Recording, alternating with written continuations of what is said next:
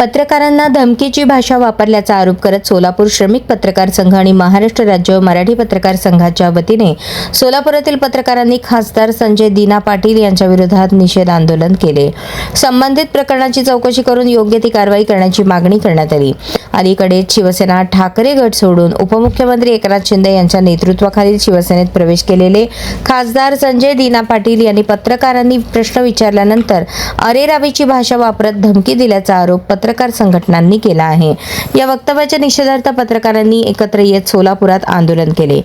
निदर्शनादरम्यान पत्रकारांनी जोरदार घोषणाबाजी करत राज्य शासनाने या प्रकरणाची गंभीर दखल घ्यावी, चौकशी करून दोषींवर कारवाई करावी आणि पत्रकारांना सुरक्षित वातावरण कायम करण्याची हमी द्यावी अशी मागणी केली.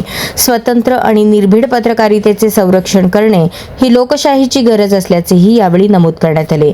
पत्रकार हा लोकशाहीचा चौथा स्तंभ असून मुख्यमंत्री देवेंद्र फडणवीस आणि उपमुख्यमंत्री एकनाथ शिंदे, उपमुख्यमंत्री सुनेत्राताई पवार यांच्या नेतृत्वाखालील सरकार पत्रकारांबाबत संवेदनशील आहे. मात्र पत्रकारांना धमकावणे म्हणजे अभिव्यक्ती स्वातंत्र्यावर गदा आणण्याचा प्रकार आहे. यावेळी लोकशाहीत पत्रकारांचे अभिव्यक्ती स्वातंत्र्य जपणे महत्त्वाचे आहे. प्रश्न विचारणे हा त्यांचा अधिकार आहे.